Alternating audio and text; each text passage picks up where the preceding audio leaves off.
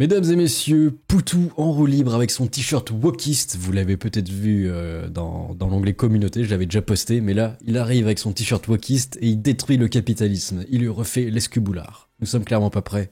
Regardons ce Poutou, ce lit Poutou. Rick générique. Quand on regarde ces pas le bon politiciens, générique. on voit une belle Enfin, si. vitrine. Mais derrière, c'est la guerre. C'est pas les citoyens qui choisissent leurs représentants. C'est qui alors? Les gens importants, on cloue loin de ces emmurs, et un autre grimpe dans les sondages. La politique, ça changera jamais. On va le mettre en grand, ce t-shirt incroyable. Qui le veut? Regardez. Ce petit t-shirt wokiste avec le poing en sang, là, ça c'est beau. T'imagines des woke qui arrivent et qui te donnent des coups de poing arc-en-ciel et toi tu te prends des torgnoles de l'espace dans la tronche et tu te fais détruire par un Poutou calvicier. Norwood combien d'ailleurs les experts? Ça brille. Quand ça brille, normalement c'est au-dessus de Norwood 4. Allez Lipoutou, dis-nous tout, détruis le capitalisme. Est-ce qu'il faut plus de police? Est-ce qu'il faut armer la police?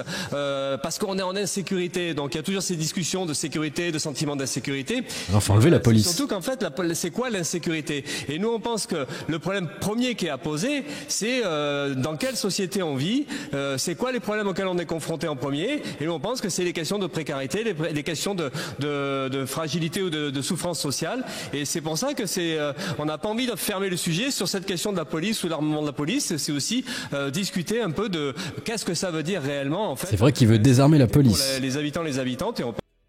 La géniale idée de Poutou, enlever l'arme nucléaire, quitter l'OTAN, désarmer la police, le droit de vote à tous les étrangers et en même temps blanchir tous les sans-papiers. C'est lunaire. Je pense qu'aujourd'hui, la sécurité, elle est plus marquée au niveau de l'emploi, parce qu'on le voit bien avec les vagues de licenciements qu'il y a actuellement, même si, encore une fois, la collectivité territoriale n'y est pour rien dans ces sujets-là. Mais n'empêche que voilà, c'est forcément un débat sur la société, sur la façon dont les choses s'organisent, et est-ce qu'il y a des structures aujourd'hui qui sont en capacité de protéger la population, ou en tout cas de limiter les effets néfastes de l'économie capitaliste. C'est que d'habitude, ce sont des sujets qui sont plutôt traités par la droite, et qui aiment bien le traiter de cette manière-là. C'est-à-dire du point de vue de la répression, du point de vue de cet ordre policier de cette institution policière qui est censée défendre l'ordre policier, et avec une confusion entre une mission de la police nationale et les missions de la police municipale, parce que c'est pas du tout les mêmes missions, mais là on rentre dans quelque chose où tout se mélange, et c'est d'ailleurs très lié aux réformes qui sont entreprises à la fois par Darmanin et bien avant, où petit à petit la police municipale supplée la police nationale, et ça devient une société de plus en plus répressive, de plus en plus policière. Enfin, si elle intervient, la police municipale, c'est qu'il y a des raisons d'intervenir. Tu sais, ils vont pas s'amuser à faire chier les gens. C'est que c'est pas très élevé niveau sécurité si t'es obligé de faire intervenir les deux. Et on est dans ce contexte-là. Il me semble de la LDH, des gens qui vous ont expliqué à quel point c'était une bêtise d'aller dans l'armement de la police, avec pas mal d'arguments, parce que du point de vue de l'expérience, l'armement de la police, ça correspond à un engrenage de violence, et donc du coup il y a plein de littérature, de sociologues, de politologues qui montrent à quel point tout ça c'est dangereux, ça rentre dans une logique. Non, c'est vrai, les armes de la police c'est dangereux, oui, mais tu fais pas de conneries, ça devrait aller techniquement. Quand tu fuis pas le contrôle de police, ça devrait bien se passer. Qu'on maîtrise pas, et de surveillance de la population et de logique répressive. Donc c'est quand même assez surprenant que vous ayez pu basculer sur cette chose-là, alors que vous étiez plutôt contre jusqu'à présent. Voilà, le nouveau parti anticapitaliste. Alors ça me tue, quand on voit le anticapitaliste et regarder tous les réseaux, ça me tue. À chaque fois ça me tue, c'est lunaire. Regardez, nous sommes anticapitalistes. X, Musk, Instagram, Facebook, Zuckerberg, TikTok, Xi Jinping, YouTube, toutes les méga corpos, Google, Facebook, ça me tue. À chaque fois ça me tue ce truc, je sais pas pourquoi. Rejoignez-nous. Nous sommes anticapitalistes. Hein. C'est pas du tout la force d'opposition comme dans 1980. 84 où tu crois que c'est vraiment des rebelles, pas du tout. Il nous faut plus de Poutou à l'Assemblée. Je sais pas à quoi ça va ressembler, ça ferait beaucoup de Lipoutou à force. J'exige son t-shirt et je le veux. Alors par contre c'est un peu malaisant d'avoir son t-shirt, perso je le prendrais pas. L'homme qui a échoué son bac pro mécanique, bah après peut-être qu'il avait pas envie. C'était un rebelle de la forêt. Pour ceux qui sont pas en courant, l'expert en expertise Aldostérone se barre de l'Angleterre. Il dit ça ressemble plus à rien, c'est la fin du monde, c'est devenir le NWO avant l'heure. Et du coup, on sait pas où il va aller parce que tous les pays commencent à devenir NWO davosien. Du coup, vous pensez qu'il va se réfugier où? Dans une île qui n'existe pas au fond du Pacifique. Mais grosso modo, dans les 6-7 mois, je quitte le Royaume-Uni, définitivement. Expert en expertise ultime. Jusqu'ici, je vous rappelle mon livre Scrologie. Le fait d'écrire ces livres, ça m'a aussi... Et dans quelle direction nous sommes en train d'aller. Et que, quand ils auront poussé ce projet à sa quintessence, des pays comme le Royaume-Uni, des pays comme la France... ça ressemblera grosso modo au Sud-Soudan. Ça sera des failed states misérables, policiers, autoritaires et des pays de crevards, quoi. Je sais pas pourquoi. Hein, c'est pas une crise. Ce n'est pas une crise, encore une fois. C'est pas un accident. C'est une volonté. C'est intentionnel. Il ne faut pas avoir peur. Ce plan est conduit depuis des décennies. Je sais pas pourquoi. Je pointe le doigt sur personne. Mais c'est une destruction civilisationnelle planifiée, voulue et qui avancera, qui est en train d'avancer à pas forcer. Merci d'avoir regardé cette vidéo. Peut-être qu'il va rejoindre le maître du Logos, hein. Ils sont peut-être d'accord sur certains sujets. C'est programmé partout, ici au Portugal. Hier soir, à la place de Rosio au Portugal, une scène saisissante qui met en lumière la prédiction d'une chute imminente de la civilisation européenne. C'est quoi?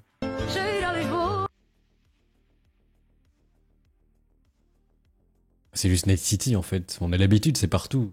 C'est partout en Europe ça.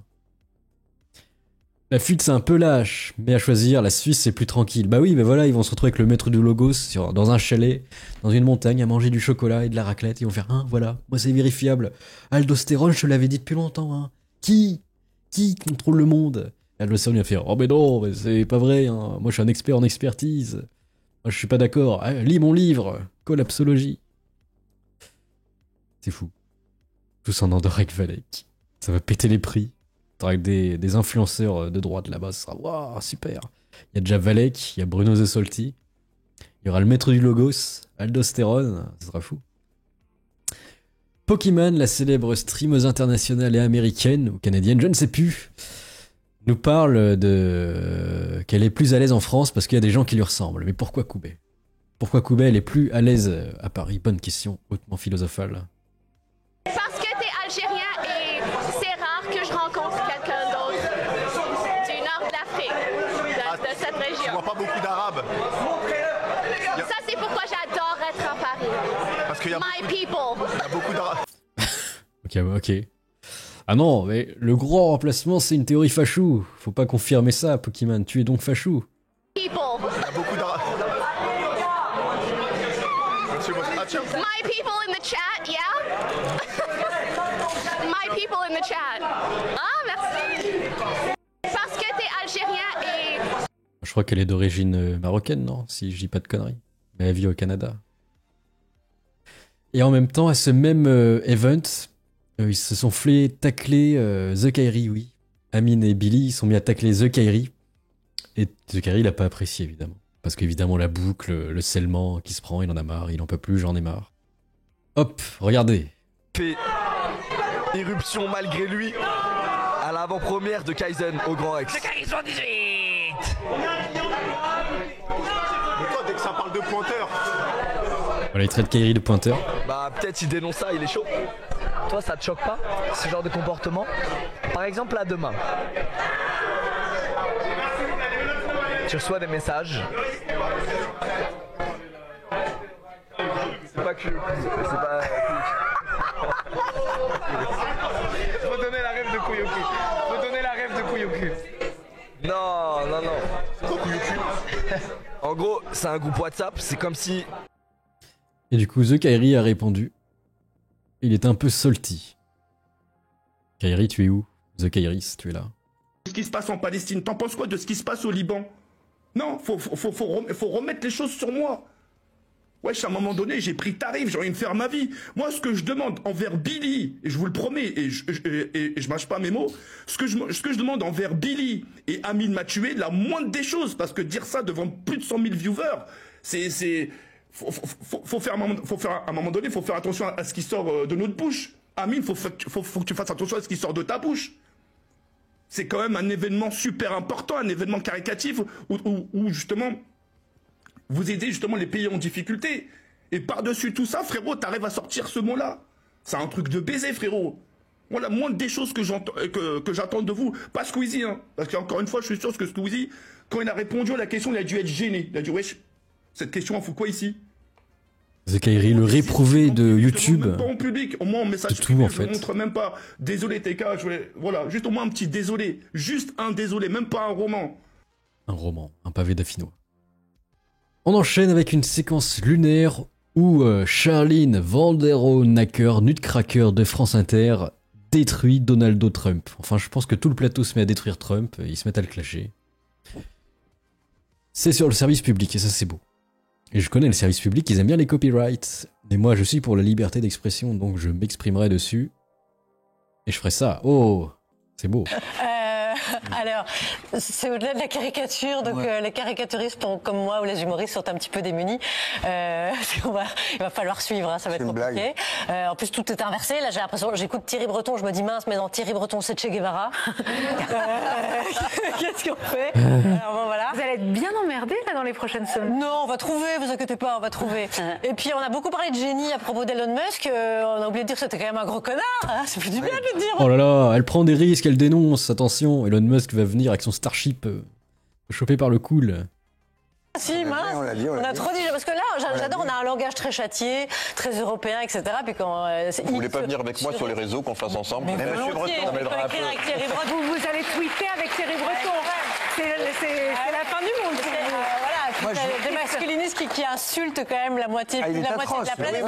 Il y a une tête d'un mec qui est resté en fond, ça me tue. Entre les femmes, les immigrés. Moi, je vous conseille. Bien sûr, mais ça fait du bien de dire grand connard. Je vous conseille pour votre prochain tweet à propos de vos cheveux, c'est de parler de ces injections. Mais du coup, vous serez pensé si dans une réalité alternative, ce serait Kamala qui serait passée, je sais pas, sur un média genre CNews, il y aurait un intervenant qui dirait oh, Kamala, c'est une connasse quand même. Vous pensez que ce serait passé l'inverse ou pas? Je sais pas. Comment vous la trouvez la photo? Il fait rien par hasard, et donc il a dû passer un temps fou pour d'abord faire la photo et la puis elle est très sélectionner. travaillée, la photo. Ça veut dire I will do it. Ouais. Si ça se trouve, il s'est coincé une couille dans le slibard là. Hein. Et ça a été pris à ce moment-là. Et... La droite même. La couille droite, c'est drôle. Quelle époque, comme dirait l'autre. Du coup, voilà. Alors ça vous a fait rire quand même, c'est une humoriste quand même. Charline Van Bidule de France Inter. Van der Leyen. Qu'en pense la population? Délire d'ailleurs, je suis curieux. Cette séquence est lunaire, mais bon, eux ils ont le droit. Alors, qu'est-ce qu'ils ont dit d'autre? En attendant, Trump sera dans quelques jours à nouveau président des États-Unis. Et toi, Charline, tu resteras la bouffonne d'extrême gauche que tu as toujours été. C'est lunaire, qui finance cette cruche? La pire des ondes de Belgique. Et c'est vous qui la payez. C'est une onde absolue, j'ai honte pour eux. Qui est Charline de Van der Leyen Bidule? Pascal Pro l'expliquait déjà très bien en 2019. Depuis, elle ne s'est pas améliorée. Ils font pitié, ok. C'est bizarre quand même ces séquences. Le miracle de la vie s'est produit. Chad Jésus-Christ a dû faire quelque chose pour Édouard Philippe, et je pense que c'est le signe qu'on va avoir Édouard Philippe en 2027. Hein. Ça va être le barrage à la haine.